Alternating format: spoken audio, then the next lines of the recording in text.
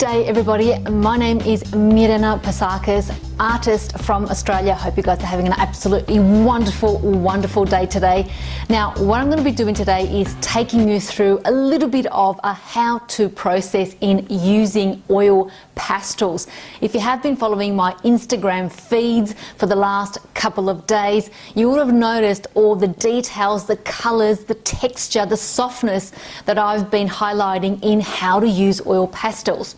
So today I thought, why not show you the step-by-step process of exactly how to utilize them best, pardon me, and also what are some of the techniques that I apply in my sketches in order to achieve what my mind has actually conjured up. So stay tuned, get comfortable, get your fresh cup of coffee or tea, and let me show you guys the process of how to use oil pastels. Now the one thing that I want to highlight actually before I get into the process of using the oil pastels is to just give you guys a bit more of a refresher course, if you'd like, on how is it that I achieve the colors that I want in my artwork. And the easiest way to explain that is I actually use a color wheel, and I hope you guys can see that. And the color wheel, basically I play around with what I want to achieve. And so if I want to focus on blue, for example, I'll get that dial turned toward blue. And if I want to use a split complementary color combination, that means I'm going to be looking at blue, violet and yellow. So this is pretty much an old process. It's nothing different, nothing new, but I know a lot of people are still not actually utilizing this really simple tool, and are continually asking, how is it that I can achieve a harmonious artwork and painting, and I don't really know what colors go together. This is the best process. The second step, of course, is then it comes down to learning how to mix tones. That's really important. And of course, it's not just adding white to a color, because if you add too much white, you are going to get it into that starky, washed out look in an artwork. It does require a little bit more of a technique, but again, that's a lot more explanation for this short vlog. But toning and mixing the right tones is really important. Now when it comes to oil pastels too, I want to also highlight just a slight difference when you're using them. What you'll find is that oil pastels, these are expressionist oil pastels. You can get many other different varieties, but they actually can be a little bit more harder in their application, and some are very soft, and that's the texture that you see in some of the sketches that I've created. And so when you understand that, how they behave, whatever brand you happen to use, then what I can also suggest is that particular ideology in terms of hard and soft, you can start to create very thin, almost like a wash on top of as a beginning stage, which then makes it look like a very thin, washed out viewpoint or looking for the viewer.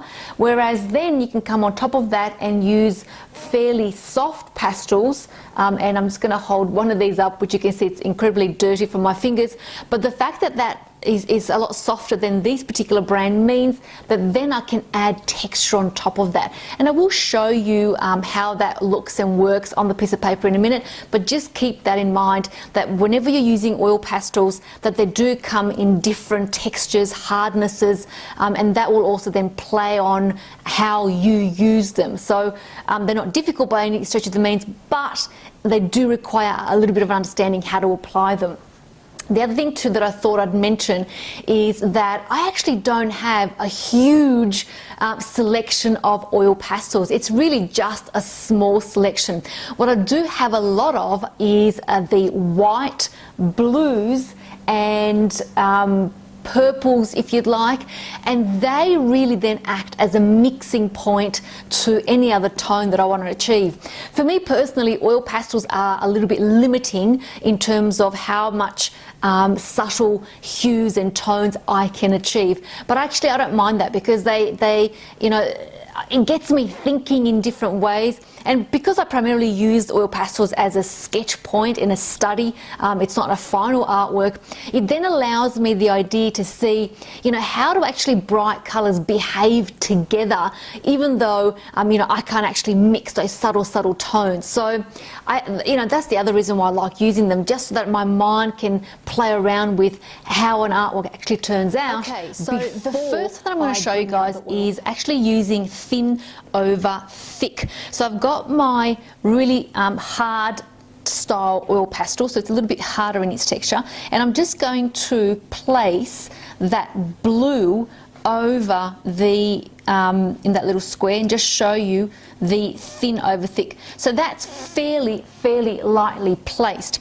Now what happens is that I will get my softer blue, and what's going to happen is I'm going to get this more of a thick texture on top, and I'm sure you guys can see that it acts a lot more like putty, and it's quite soft when you mix it. So you get this depth of tone from what was placed underneath to the top part of blue. So it has that, again, depth, feel and perspective to it. So that's thick over thin. Now when we're looking at color blending, if you want to create an artwork that's quite colorful, I would not recommend that you utilize too much white, otherwise you will diffuse the color that you are wanting to bring out. So in this instance, I'm going to utilize a red, so I'm going to just put that red in there and show you how the red behaves when I mix it with white and what it looks like, and also if I was to mix that with a pink. So if I take a pink pastel and go on over that red, I'll start to get more of a subtle, like a more of a muted red versus the bright that you see up here. Can you all see that? Now if I was to get the white and put white on top of that red, now that red is a lot more pinker, if you'd like, but also it's lost its luster in terms of how it behaves from when you mix it with pink versus white. And if you're creating an artwork that you're utilizing a lot of the white on top of the colors that are underneath, you'll find that that painting will start to look washed out very quickly. So there's no life, it feels like it's not vibrant, it feels like there's no movement, no energy in it, which is what I'm referring to when I say that it's going to look washed out. So just be mindful of when you're using that white on top of any other pastel that you're working with. Okay, so I've just moved the camera a little bit closer. I hope that comes through a lot better. So again, I'm just going to do another blending with white versus a lighter color on top and just show you guys the difference. Same thing again, if I was to take a dark green, for example, so we'll just put that on the entire square here.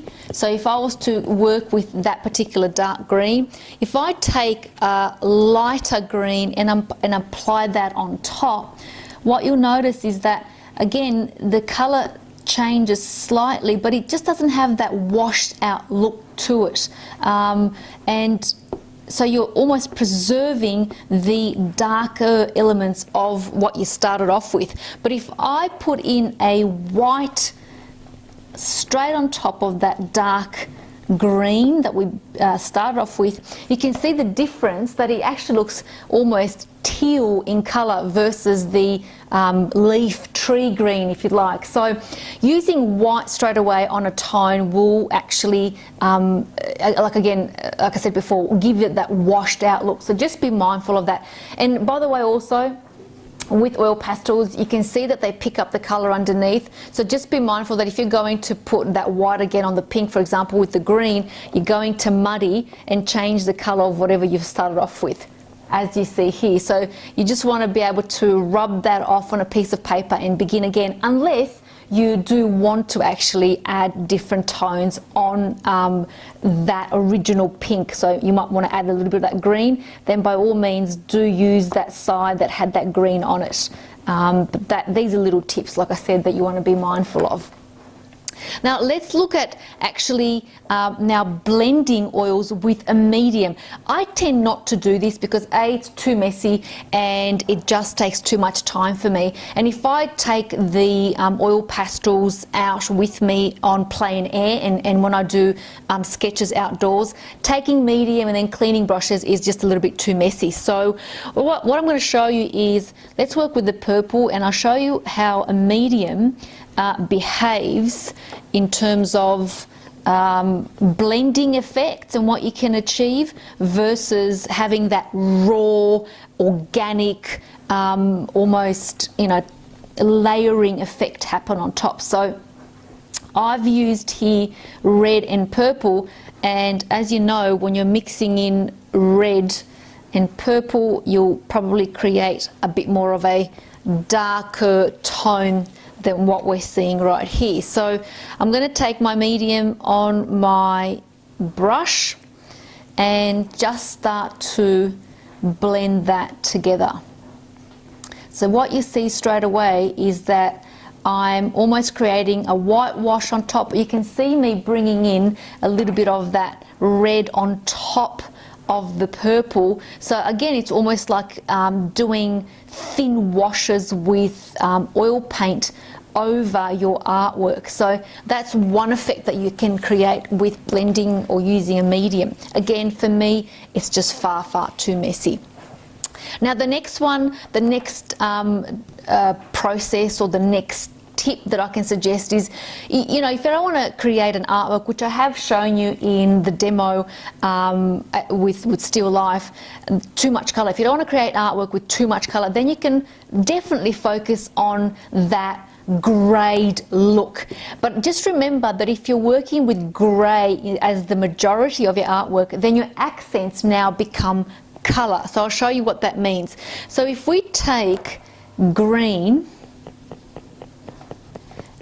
as an example, very lightly on, and I'm going to just grey that down with a light grey pastel, and then further go on top of that, over that with white. So I really want to bring that tone right down and lose all that vibrancy. Okay, so you saw me put in the color, then a little bit of grey, and then the white. So you can see that it's a very pale and muted green. But in order for me to actually have this particular tone stand out, then what I would do and use is I would actually then utilize the green as a pure color in order to accent something, and you'll see that in the still life that I've created. So I'll go over with the green, and you can see how this pure green stands out. Or in this case, I might choose another color. Let's say I'll go with a purple and put that on top as an accent, maybe even go down to a pink. So you can see that whilst you can definitely create great tones and make all your artwork like that, that the pure color then becomes your highlight. Okay, so that's really important. Now the last example that I'm going to show you with oil pastels is what's called scrambling, and of course you can, you know, this is not new, you can do scrambling using oil paints, watercolors, and any other medium. But with oil pastels, what I do is, for example, I might use again the idea of a hard pastel, so it's not soft in nature, and I'll put a light